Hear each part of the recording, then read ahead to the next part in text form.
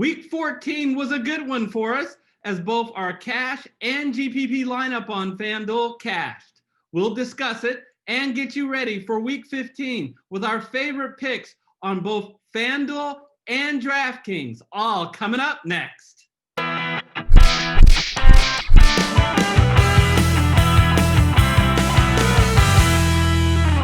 Hello, everyone. I'm Eric Lee with the Fantasy Football Consultants. As usual with this show, it's jam-packed, and if you want to look in the description, we have time-stamped the major components of the show. We will provide you a full cash and GPP lineup on the main slate for FanDuel, and we will then get into our DraftKings picks. We've got our favorite plays at both the quarterback, running back, wide receiver, and tight end position on DraftKings. And then we're going to end the show talking to you about a brand new FFC show that's going to debut next week. It's all a part of Subscriber Appreciation Week, and we're going to tell you a lot more details about that at the end of this show. All right, folks, speaking of Subscriber Appreciation Week, I am so thankful for all of you guys out there. I kind of casually asked last week if you guys could please hit the like button, and you responded by having more likes than we have gotten in any show so far this year. Really appreciate it, and certainly appreciate it if you just always make a habit on every show to smash that like button. Bam! Smash that like button, and I won't always say it. That's my favor back to you, so I don't bore you with that.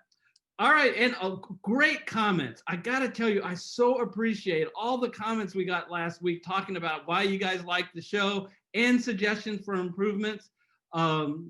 Really, really appreciate it. I especially love it when people comment, hey, I've never commented before. I'm a first-time commenter, but this is what I think of your show. So love it, guys. Keep it up.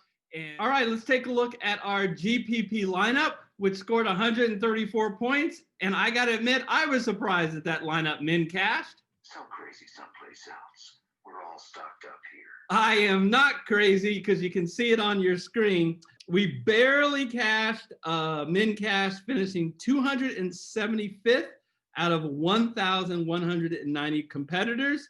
There were no superstars in this lineup, but everybody contributed. That GPP lineup wasn't nearly as good as our cash lineup.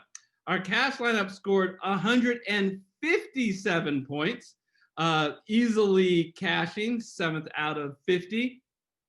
I was hoping that Taysom Hill could come up with a big game in the afternoon, and we could say for the third straight week that one of our cash or GPP lineups broke the 170 mark.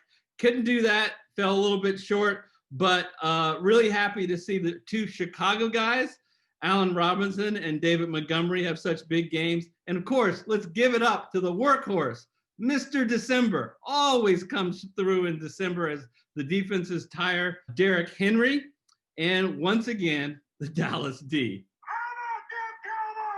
Speaking of 157 points, there was someone else who scored 157 points. It was the Sports Fanatic. In our qualifying contest to win $50, he scored 157 points. It was actually a close race between him and Joe Angarola. And you know what? The difference was the Dallas defense picking up the ball and running it into the end zone. Without that return touchdown by the Dallas D, Joe would have won. But Joe, you can't complain because your defense, the Washington football team, returned not one defensive touchdown, but 2. So it was a great contest. It officially ends this week. No more contests. But don't worry, folks. As a part of Subscriber Appreciation Week, I just want to let you know that we will do other free contests where subscribers can win real money. So if you haven't subscribed yet, what are you waiting for? Smash that red subscriber button and join the FFC community. It is completely free.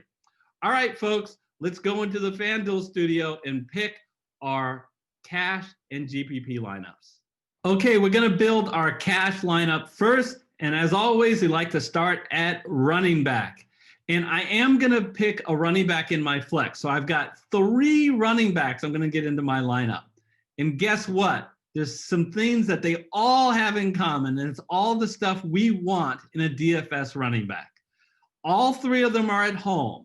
All 3 of them are 7 points or more favored. All 3 of them have a 29 implied total. And all 3 of them play defenses, how do I put this delicately, that suck. Who are these 3 guys? Bam! So it's Derrick Henry, Jonathan Taylor, and Cam Akers. Well, the good news is Cam Akers and Jonathan Taylor isn't that expensive, but admittedly, we got to break the bank for Derrick Henry, but I believe he's worth it. Now, you always have to be careful with Derrick Henry, right? You can't just slide him in your lineup every week. He doesn't do a lot in the passing game. Therefore, you need to make sure it's a game script that you're comfortable with. And then as an added bonus, you'd love to face a defense that doesn't do well against the rush. Well, check and double check. The Tennessee Titans are big favorites, like 10.5-point favorites at home against a Detroit Lion team that very well may not even have their starting QB, Matthew Stafford. So I think game script wise, they should be well ahead. And Detroit is just terrible defense, specifically against the run. Derrick Henry just gets stronger and stronger, not only as the season, but the games go along. He just wears down the defense. And I think it won't be too long before he wears down the Detroit Lions. Love Derrick Henry this week, even though FanDuel is making me pay up for him. All right, folks, breaking news, if you haven't heard, used to be that this was a backfield we wanted to stay away from because it was a 3-headed monster: Jordan Wilkins, Nyheim Hines, and Jonathan Taylor. But guess what? Last game, Jordan Wilkins basically was non-existent, and Jonathan Taylor way outtouched Nyheim Hines. I think Nyheim Hines is going to continue to be more of the third down back. If the Colts are a team that's going to get behind, you're going to see more of Nyheim Hines. I don't think that's going to be the situation this week. The Indianapolis Colts, again, is a 7-point favorite over the Houston Texans. All right, let's move to Cam Akers, a massive 17-point favorite over the New York Jets. The Rams must win this game, right? They're tied with the Seahawks, so they're going to be hungry, and they will turn the ball over to Akers as they build their lead. Look what they did last week as they led most of the game against New England. They gave Akers 29 carries. That's not a misprint for 171 yards. The only thing he didn't do was he didn't get into the end zone. But he looks like he has taken over the backfield, much like Jonathan Taylor has in Indianapolis. So really happy with those 3 players as a foundation. And again, even though Henry spent a lot of money, we didn't have to spend a lot of money on the other 2. So we can still put together some quality wide receivers. I got a little fun task for you. Find a time machine and visit yourself about 9 months ago. Tell your past self that Michael Thomas, who of course is the best wide receiver in the game, that's what your past self certainly would have said. He's at home and in the dome, no weather issues, and he has an absolutely dream matchup.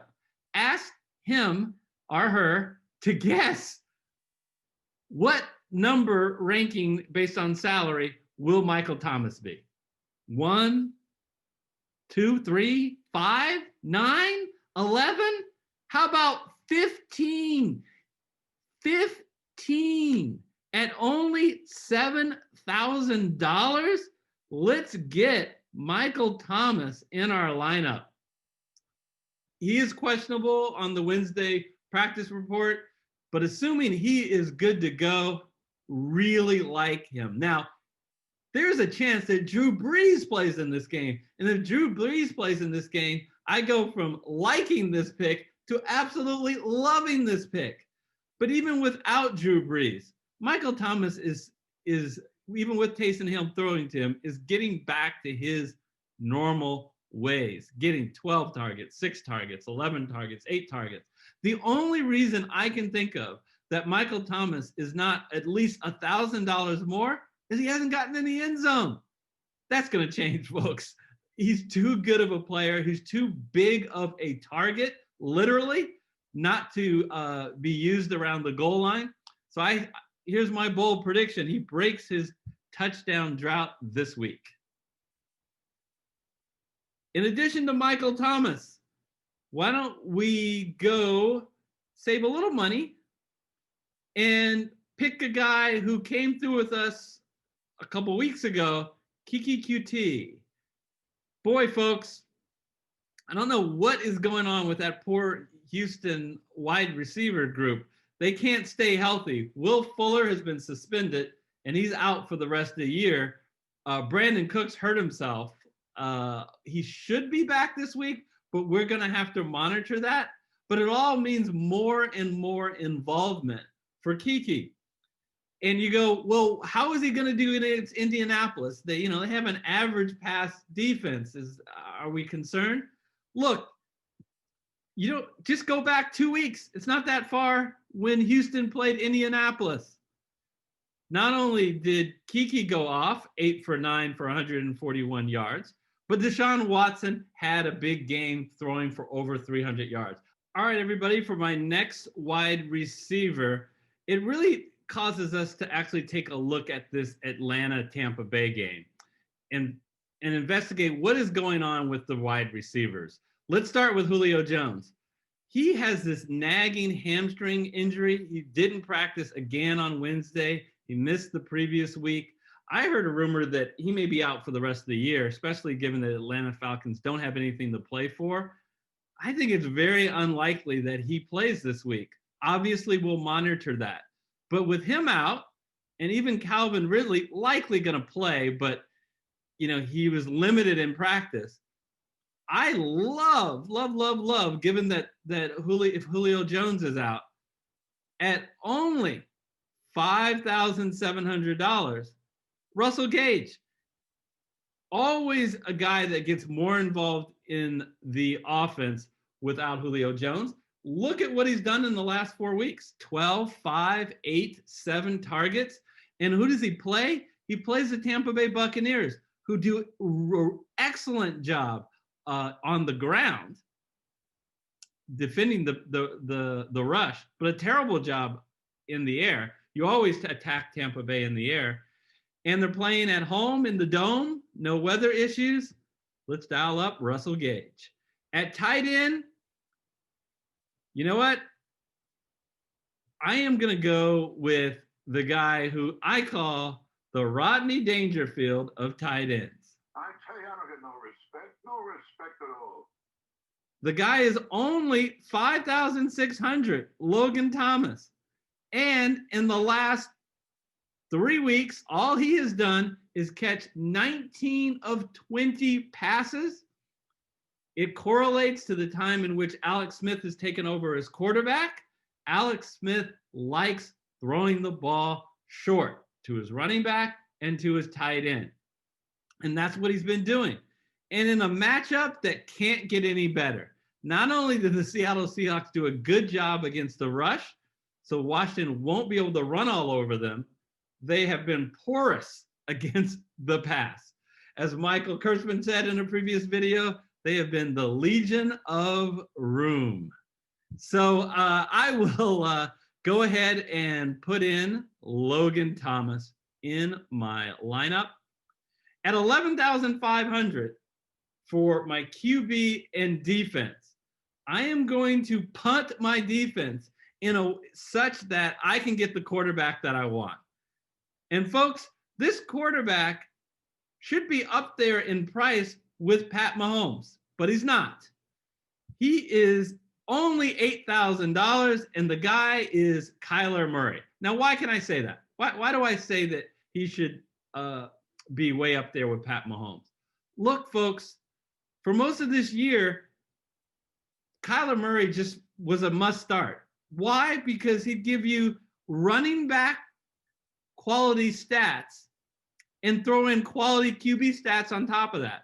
I mean, he was averaging a touchdown a game. If you watch the game, it's like watching one of those Madden football video games where one guy is just faster than and a cheat code than all the defense.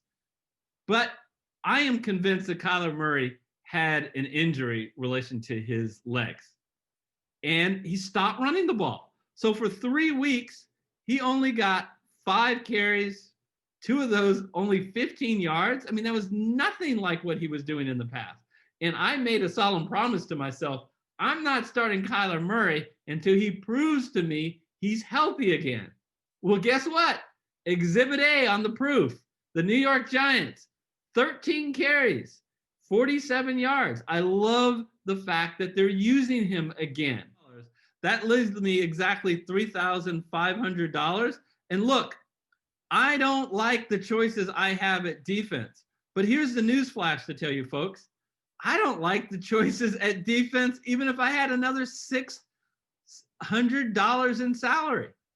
You have to get way up to $4,200 before I really like a defense this week. And then if you want to get really excited, you got to have to really pay up. I'm talking about $4,800 or more. I'm not going to do that. Let's remember the basic principle we have in an NFL DFS masterclass, that defenses is very volatile. So in general, we don't like paying up for a defense.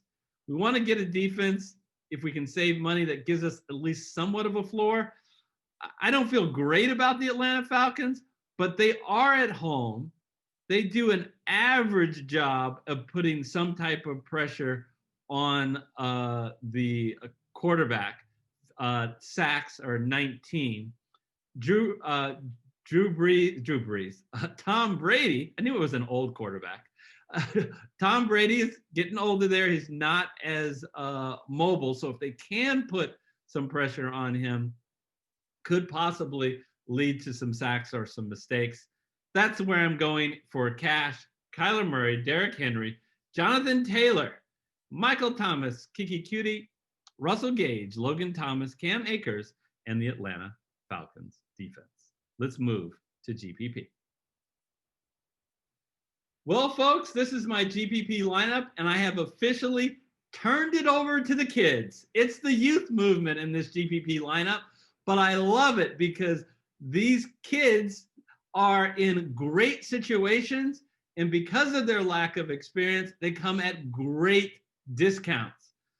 And it's GPP, folks. I feel like they give us a really high ceiling because of their position. And what's going on with a lot of these rookies is they have recently taken on a bigger role in their team's offense. And I'm not sure the salary has really caught up for that new role. So what am I talking about? I'm bringing back Jonathan Taylor and Cam Akers from my cash lineup. But here it is again, another young guy, another guy that's at home, another guy that is a very large favorite, another guy that is a very good implied total. That's J.K. Dobbins. Look, I know that he's going to get some competition for carries. Gus Edwards is going to get some carries. And, of course, Lamar Jackson is going to get some carries. You know who probably won't get any? Mark Ingram. He's basically been phased out of the rotation. But I think the pie is going to be very large. They play a Jacksonville team that, doesn't play much defense. And I expect them to be ahead in almost this entire game. Look for a high ceiling game out of J.K. Dobbins. All righty, more youth, the more youth movement. Jalen Hurts. Folks, this is the time to take a chance on him. He's still reasonably priced on FanDuel at only $6,900. And what I love about Jalen Hurts is how much he does with his legs. So 18 carries, 106 yards. You got to love that. And he has so many weapons on his on his team. They're all healthy now. He's got Zach Ertz. He's got Alshon Jeffries healthy. He's got out of the backfield Miles Sanders. And he has one of his chief targets, Dallas Goedert, who I'm going to put as my stack as tight end. I was thinking of, you don't really have to stack Jalen Hurts because he's such a running threat, but I am going to because partially I really like the price I'm getting for Dallas Goedert. And, you know, I like how much he's involved in the passing game. All right. Where did I go from here? Well, with those rookie running backs, I can really rely on some veterans who are the clear number one targets who should have a high ceiling this week. And why not attack at a 51.5 over under the New Orleans Kansas City game? Look, this could be a preview of the Super Bowl. This could very well be a shootout back and forth. And you've got Tyreek Hill on one side and Michael Thomas on the other. I already talked about why I like Michael Thomas. What's not to like about Tyreek Hill? They just want to have him a part of the offense as much as possible. Look, he only got 7 targets last week. He still blew up for 24 points because he got a big rushing touchdown. They're going to find ways to get him the ball. And I love the fact that they don't just target him on those really deep passes. They utilize him on the shorter routes to pick up first downs. And the last wide receiver, it's like an all-star wide receiver core here because we were able to save money with our kids. Allen Robinson. The guy is just so dependable. And Mitchell Trubisky just loves him. Look, since Mitchell Trubisky has taken over, 13 targets, 7 targets, 13 targets, and 3 touchdowns. And then finally, on defense, at $3,600, you get a Cowboy team that's at home that puts a decent amount of pressure on the quarterback, and they've been doing that more of late. And they play a San Francisco 49er team led by Nick Mullins, who is absolutely conducive to mistakes. Look, I know this Dallas Cowboy defense isn't great, and I'm not going to go nuts with the fact that they scored 18 points last week. They were facing a Cincinnati Bengal offense, which is just dreadful. The Niners are better, much better than that. But given their price, I think it's reasonable value. All right, let's take a look at my picks on DraftKings. This is main slate using DraftKings scoring. I think it comes down to one QB, folks. It is Taysom Hill of the New Orleans Saints. I just love this game. They're in a dome, 2 really high-powered offenses. Taysom Hill is going to be forced to throw the ball, and of course he's going to be scrambling. He's going to help you with his legs as well. And I do think that Kansas City defense can be scored upon. And at only $6,000, it opens up me to spend money elsewhere. Now, I have the stars behind Taysom Hill because if somehow Drew Brees plays, then guess what? Take Taysom Hill out and put Drew Brees in because he's $5,900. You save $100 if you go to Drew Brees. If you just don't on any part of the Saints QB situation, then it's certainly not a bad idea to pivot to Jalen Hurts. I talked about him on the FanDuel video, $5,900. I really like his rushing upside to supplement his passing in a game that I think will be high scoring. It's over under 49.5, so the lines makers think so as well. All right, everybody, let's move to running back, where we've got the 2 big guys, Derrick Henry and Dalvin Cook. I think you need to get one of these guys in your lineup. You can be nutty and put both of them. You can actually squeeze it in, but I don't recommend it. If you're playing GPP, I actually really like Dalvin Cook over Henry because of ownership. I already talked about why I like Henry. Dalvin Cook, man, don't underestimate how good this guy is. And what he does on DraftKings with a full PPR, he gets involved in the passing game, playing an average Chicago defense. I can easily see him going off in this matchup. So I'll let you decide in cash if you want to go Henry or Cook. But in GPP, I probably would lean toward Dalvin Cook. Got to save some money after spending money on one of those two guys. So unfortunately, they priced up my youngsters, Jonathan Taylor and Cam Akers, on DraftKings.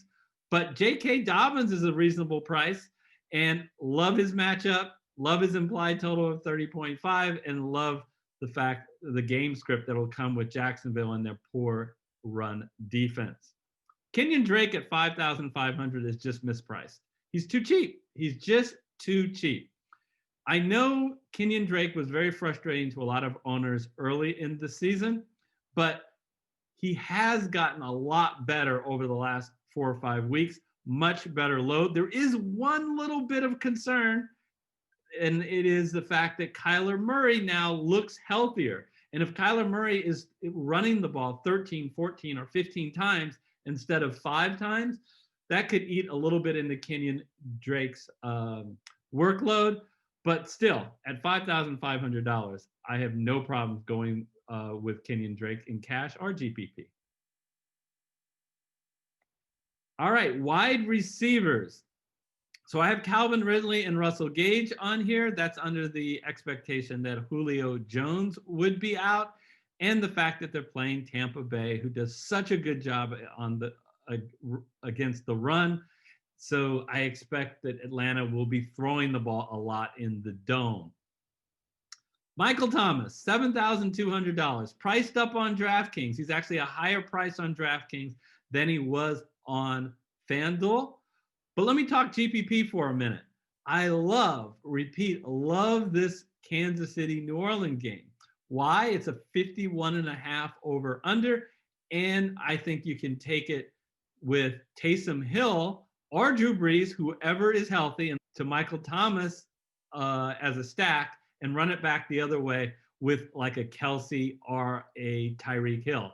Admittedly, that'll be expensive. Not as expensive if you put Pat Mahomes on that stack, but you're going to have to be economical elsewhere. But I think that's a great way to start your GPP lineup. Brandon Ayuk at $6,300 becomes a great play because, as you guys know already, George Kittle is out for the year, and now it looks like Deebo Samuel is out for the year. Dallas has a third-ranked pass defense, but that's misleading. They don't have a good pass defense. What's happening is Dallas gets behind in almost all of their games this year, so teams have been running the ball more than passing. But in this game, San Francisco's the underdog. So I would expect that Nick Mullins and company will be throwing the ball a lot. T.Y. Hilton is back out of the witness protection program and back in consideration in NFL DFS lineups. So welcome back, T.Y. I think it just took a little bit of time for T.Y. Hilton and Phillip Rivers, the new QB this year, to get on the same page. And boy, are they ever. In the last 2 weeks, 11 targets and 7 targets. He's playing at home in the dome, where traditionally he does a little bit better than on the road when he faces a Houston defense that is so easy to expose. So I really like T.Y. Hilton, especially at only $5,500. The last player is Lynn Bowden, $3,600. You might not be up on what's going on in Miami, so quick review of that. Everybody got hurt in Miami last week on the passing attack. Mike Gesicki got hurt. He's out this coming week for week 15. Also, Devontae Parker and Jakeem Grant went out. So Tua had to come back from behind against Kansas City. So he had to throw to somebody, and that somebody was Lynn Bowden. He got 7 catches on 9 targets for 82 yards. So a fantastic game. Here's the problem. Even though Gesicki will be out, Devontae Parker and Jakeem Grant, you have to find out whether they're going to play. If both of them are playing, you absolutely can't play Bowden. If one, maybe. And if both of them are out, mandatory start for Lynn Bowden. All right, last spot. Let's move to tight ends. And got to always include Travis Kelce on this list, even though he's been priced up. With Darren Waller not on the slate, Travis Kelce is by far the best tight end. Now, he's been priced that way. He's $2,500 more than the next guy that I like, Mark Andrews. But keep in mind, Travis Kelce is playing in the Dome this week, 27.5-point implied total. You attack New Orleans in the air, and I don't think Marshawn Lattimore is going to shut down Tyreek Hill. But maybe he slows him down a little bit, and maybe Travis Kelce gets even a few more looks than he normally does. I like Travis Kelce this week at $8,000. If you don't have that kind of money, I understand. You have two other really good options.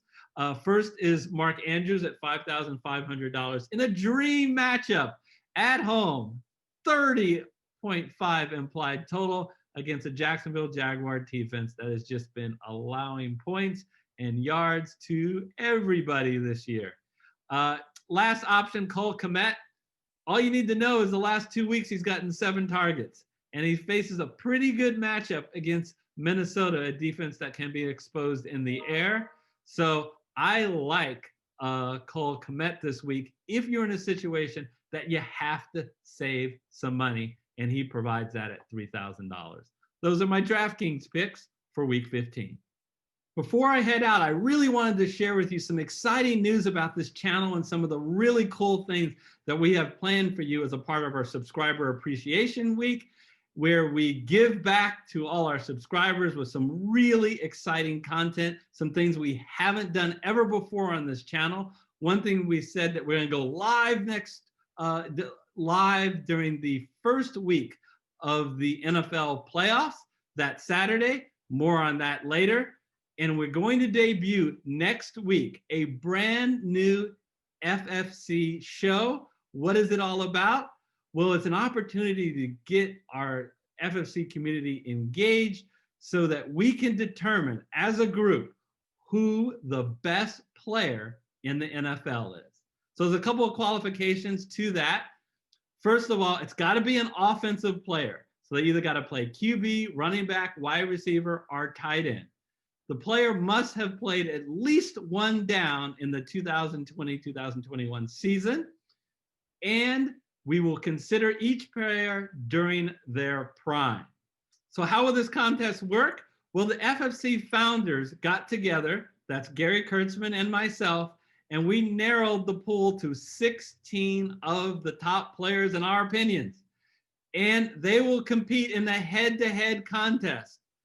And that winner of each of those contests will be determined by you, the FFC community. You have an opportunity to vote on our website. We'll announce in a video when those polls are open, and we're going to go through all of the matchups, and we'll give you our opinion, and you'll get an opportunity in the comment section to express your opinion of who you think should win and why in each of the matchups. Should be a lot of fun. I'm looking forward to that. So who are the 16 competitors?